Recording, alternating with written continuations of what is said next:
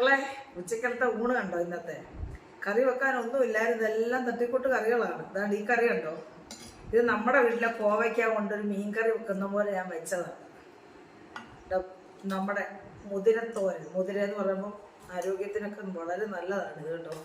മുതിരത്തോരനാണ് ഇന്നത്തെ നമ്മുടെ പ്രധാന വില്ലൻ നമ്മുടെ ഊണിനകത്ത്.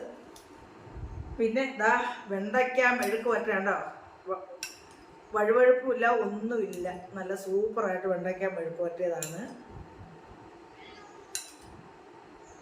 പിന്നെ നല്ലത് കണ്ടോ, ഇത് നമ്മുടെ കൃഷി ചെയ്ത മുളക് വറുത്തതാണ്.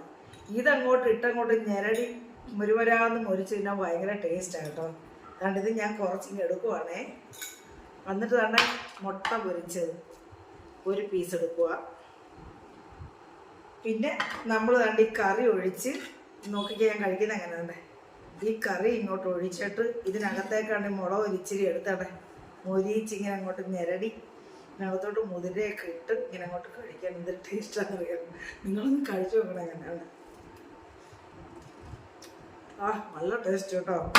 നമുക്ക് വേറെ കറിയും വേണ്ട, ഇറച്ചിയും വേണ്ട, മീനും വേണ്ട, ഒന്നും ഇതൊക്കെ മതി. അപ്പോൾ ഇന്നത്തെ ഊണിതായിരുന്നു. എല്ലാവരും കഴിക്കാം. അപ്പോൾ ശരി മക്കളെ.